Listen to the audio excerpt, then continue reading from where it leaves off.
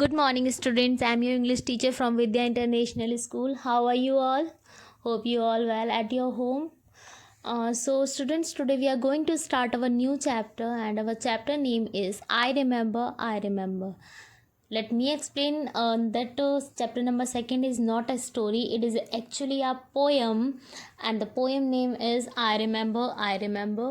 And the poem is a memory of our poet who is young now. और जो poet है वो अपनी जो पुरानी बातें हैं, पुरानी चीज़ें हैं, पुरानी यादें हैं, उन्हें याद कर रहा है through the poem. We start our reading. I remember the house where I was born, the little window where the sun came peeping in at my morn. Morn mean is morning hair.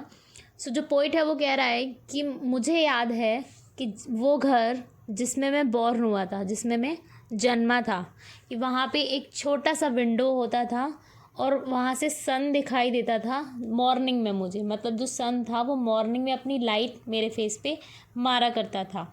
He never came awing too soon nor brought too long a day, but now I often wish the night had borne my breath away.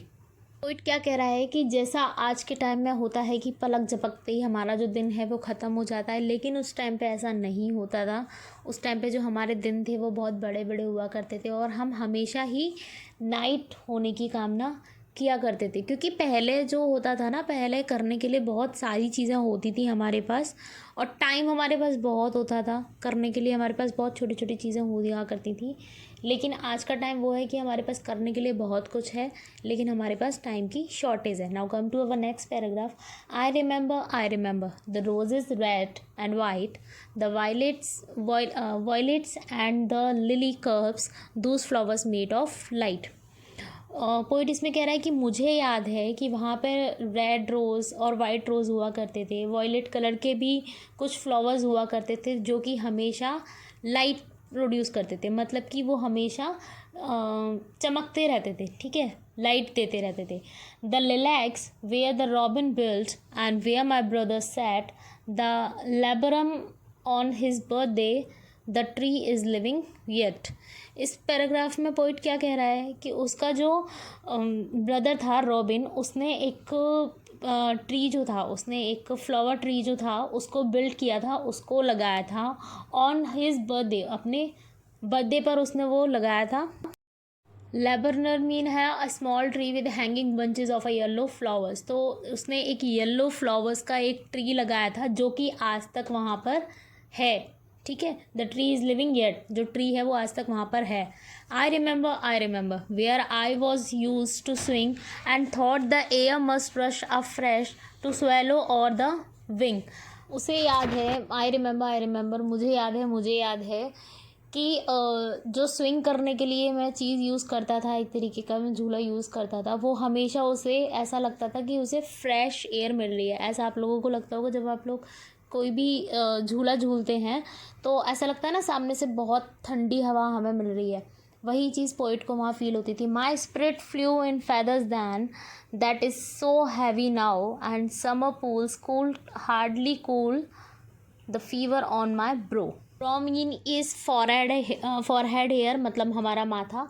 तो जो poet है वो यहाँ क्या कह रहा है कि जब वो झूलता था तो उसे बहुत फ्रेश एयर मिलती थी, तो उसे ऐसा लगता था कि जो उसकी आत्मा है, जो उसकी स्पिरिट है, वो बहुत ज़्यादा हल्की है और वो हवा के साथ में जा रही है, जो कि अब बहुत ज़्यादा हैवी हो चुकी है।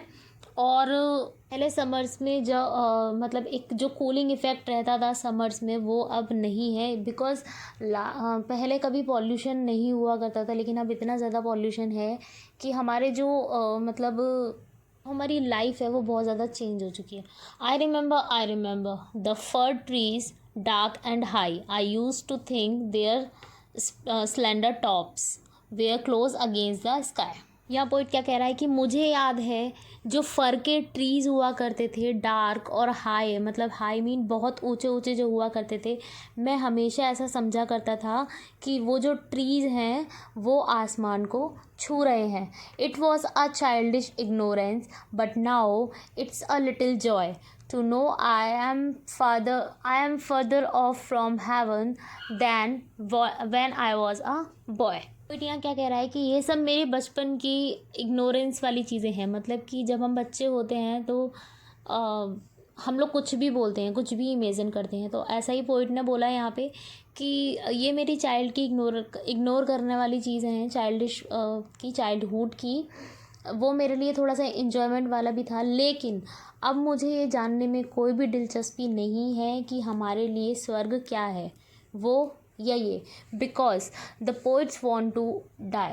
जो पोइट था उससे इस लाइफ को जीने में कोई भी इंटरेस्ट नहीं था। वो अब क्या होना चाहता था, वो डाई करना चाहता था, वो मरना चाहता था। ठीक है, समझ में आया कि मतलब वो अपनी लाइफ से इतना ज़्यादा था कि उसको ये लगता था कि अब उसने बहुत हो गया, अब वो डाई होना चाहता है। Okay, understand. The poem is written by Thomas Hood. Hope you all understand well, and if you have any problem you can contact me.